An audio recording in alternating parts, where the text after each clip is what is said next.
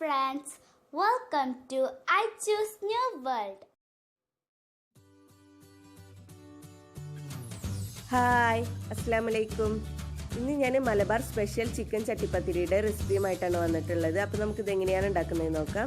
അതിനു മുന്നേ എൻ്റെ ചാനൽ ആദ്യമായിട്ട് കാണുന്നവരാണെങ്കിൽ അല്ലെങ്കിൽ ഇതുവരെ സബ്സ്ക്രൈബ് ചെയ്യാത്തവരാണെങ്കിൽ തീർച്ചയായിട്ടും സബ്സ്ക്രൈബ് ചെയ്യണം. സബ്സ്ക്രൈബ് ചെയ്യുമ്പോൾ തൊട്ടടുത്തൊരു ബെല്ലൈക്കൺ കാണാം.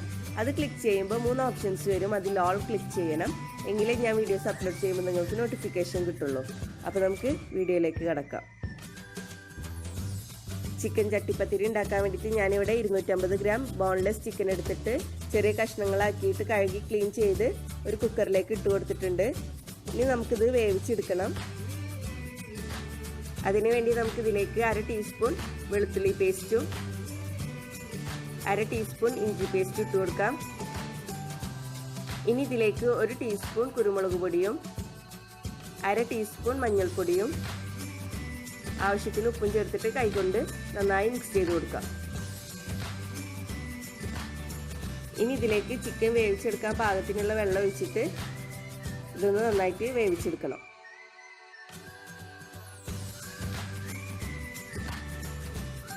അപ്പോൾ ചിക്കൻ നന്നായിട്ട് വേവിച്ചെടുത്തിട്ടുണ്ട്. ഇനി ഇത് നന്നായിട്ട് പൊടിച്ചെടുക്കണം.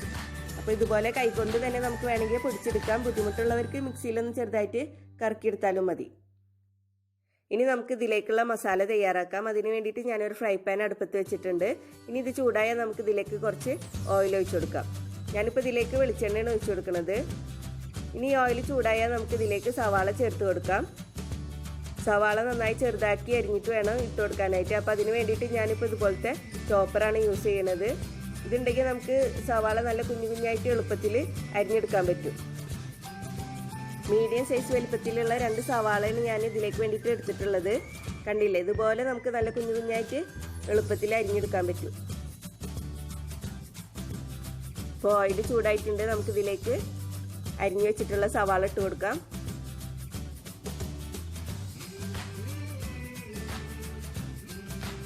സവാള പെട്ടെന്ന് വഴന്ന് കിട്ടാൻ വേണ്ടിയിട്ട് നമുക്കിതിലേക്ക് കുറച്ച് ഉപ്പ് ചേർത്ത് കൊടുക്കാം.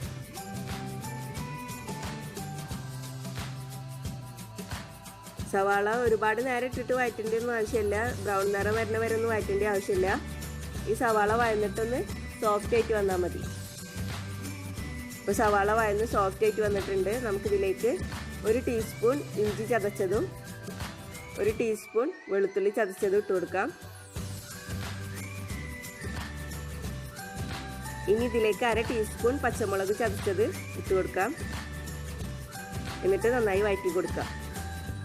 ഈ ഇഞ്ചിയുടെ വെളുത്തുള്ളിയുടെ ഒക്കെ പച്ചമണം മാറണ വരെ നമുക്ക് നന്നായിട്ടൊന്ന് വഴറ്റി കൊടുക്കാം. ഇപ്പോൾ ഇഞ്ചിയുടെ വെളുത്തുള്ളിയുടെ ഒക്കെ പച്ചമണം മാറിയിട്ടുണ്ട്. ഇനി നമുക്ക് ഫ്ലെയിം ലോ ആക്കിയിട്ട് പൊടികൾ ചേർത്ത് കൊടുക്കാം. 1/2 ടീസ്പൂൺ കുരുമുളക് പൊടി ഇട്ട് കൊടുക്കാം.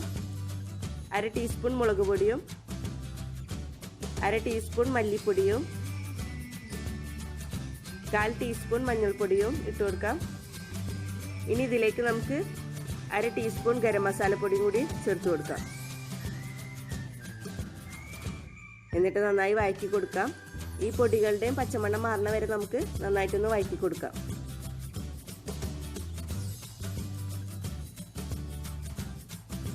ഇപ്പോൾ പൊടികളുടെ പച്ചമണമൊക്കെ മാറിയിട്ടുണ്ട്. ഇനി നമുക്കിതിലേക്ക് പൊടിച്ച് വെച്ചിട്ടുള്ള ചിക്കൻ ചേർത്ത് കൊടുക്കാം. ചിക്കൻ ഞാൻ ഇതുപോലെ പൊടിച്ച് വെച്ചിട്ടുണ്ട്. അത് ഇതിലേക്ക് ഇട്ട് കൊടുത്തിട്ട് നമുക്ക് നന്നായിട്ടൊന്ന് മിക്സ് ചെയ്ത് കൊടുക്കാം.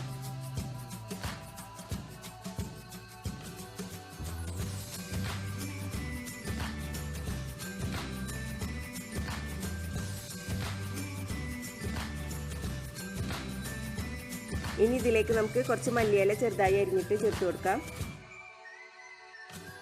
എന്നിട്ട് നന്നായി മിക്സ് ചെയ്തിട്ട് ഫ്ലെയിം ഓഫ് ചെയ്യാം.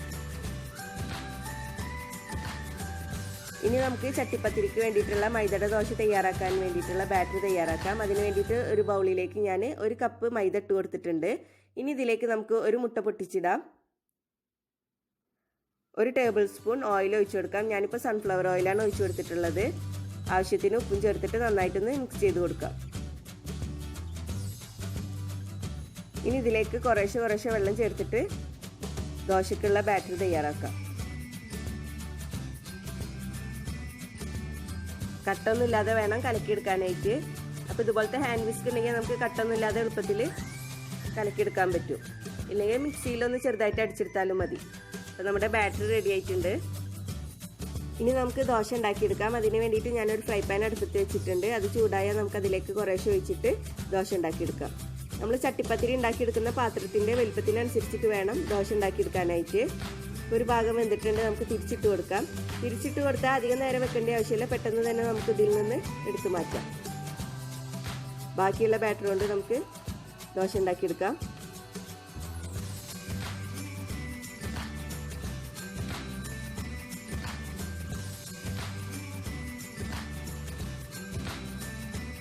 അപ്പോൾ ബാക്കിയുള്ള ബാറ്റർ കൊണ്ട് ഞാൻ ദോശ ഉണ്ടാക്കിയെടുത്തിട്ടുണ്ട്. ഇനി ഒരു ബൗളിലേക്ക് നമുക്ക് 4 മുട്ട പൊട്ടിച്ചിടാം.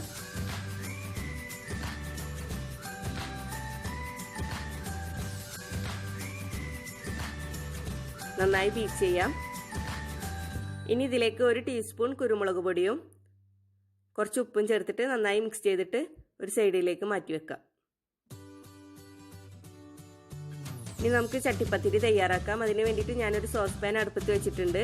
ഇതുപോലെ കുഴിയുള്ള നോൺ സ്റ്റിക്കിൻ്റെ പാത്രം എടുക്കുന്നതായിരിക്കും നല്ലത്. ഇനി ഈ പാത്രം ചൂടായാൽ നമുക്ക് ഇതിലേക്ക് കുറച്ച് നെയ്യ് ഒഴിച്ചു കൊടുക്കാം.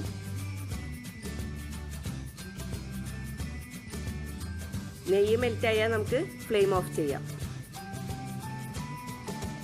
ഇനി നമ്മൾ ഫ്ലെയിം ഓഫ് ചെയ്തിട്ട് വേണം ചെയ്യാനായിട്ട്. നമ്മൾ ഉണ്ടാക്കി വെച്ചിട്ടുള്ള മൈദയുടെ ദോശയിൽ നിന്ന് ഒരെണ്ണം എടുത്തിട്ട് നമ്മൾ തയ്യാറാക്കി വെച്ചിട്ടുള്ള മുട്ടയുടെ മിക്സിയിൽ മുക്കിയിട്ട് ചട്ടിപ്പത്തിരി തയ്യാറാക്കുന്ന സോസ് പാനിലേക്ക് വെച്ച് കൊടുക്കാം. ഇനി ഇതിൻ്റെ മുകളിൽ നമ്മൾ തയ്യാറാക്കി വെച്ചിട്ടുള്ള ചിക്കനൊക്കെ ഇട്ടിട്ട് തയ്യാറാക്കി വെച്ചിട്ടുള്ള മസാലയിൽ നിന്ന് കുറച്ചെടുത്തിട്ട് ഇതിൻ്റെ മുകളിൽ ഇതുപോലെ ഇട്ട് കൊടുക്കാം.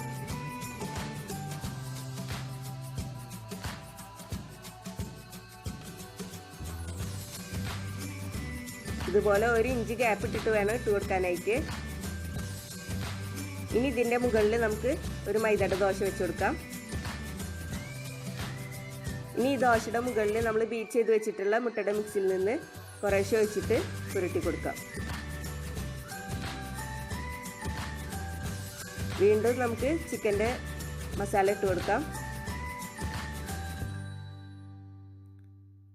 ഇതുപോലെ എല്ലാ ദോശയും നമുക്ക് ചെയ്തെടുക്കാം.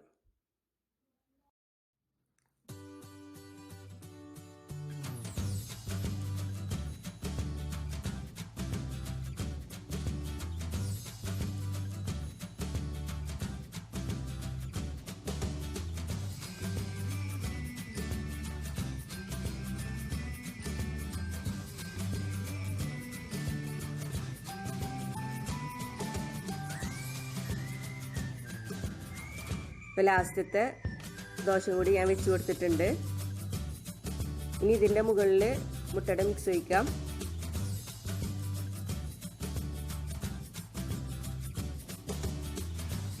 ബാക്കിയുള്ള മുട്ടയുടെ മിക്സ് മുഴുവനായിട്ട് ഇതിലേക്ക് ഒഴിച്ചു കൊടുക്കാം.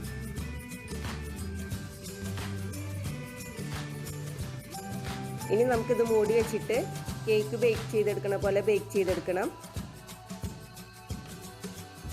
അപ്പോൾ ആദ്യം ഒരു ഫ്രൈ പാൻ അടുപ്പത്ത് വെച്ചിട്ട് അതിൻ്റെ മുകളിൽ നമുക്ക് ചട്ടിപ്പത്തിരി തയ്യാറാക്കുന്ന സോസ് പാൻ വെച്ച് കൊടുക്കാം.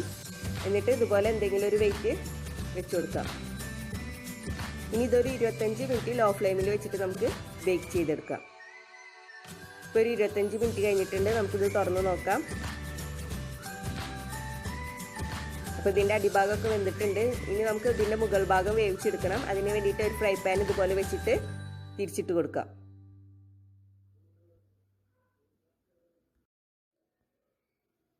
ഇനി ഇത് മൂടി വെച്ചിട്ട് നമുക്കൊരു 10 മിനിറ്റും കൂടിയും ബേക്ക് ചെയ്തെടുക്കണം.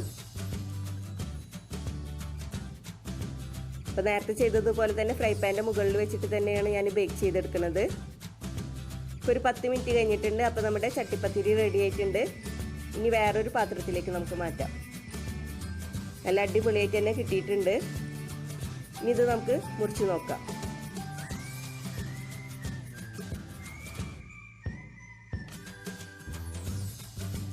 അപ്പോൾ നമ്മുടെ Malabar special chicken chattipathiri ready ആയിട്ടുണ്ട്. എല്ലാവർക്കും ഇഷ്ടപ്പെട്ട് കാണുമെന്ന് വിചാരിക്കുന്നു. എല്ലാവരും ട്രൈ ചെയ്ത് നോക്കണം. തീർച്ചയായിട്ടും എല്ലാവർക്കും ഇഷ്ടപ്പെടും.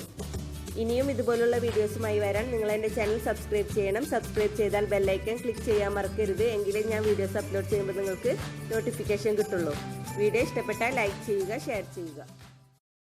Please subscribe, comment, like and share.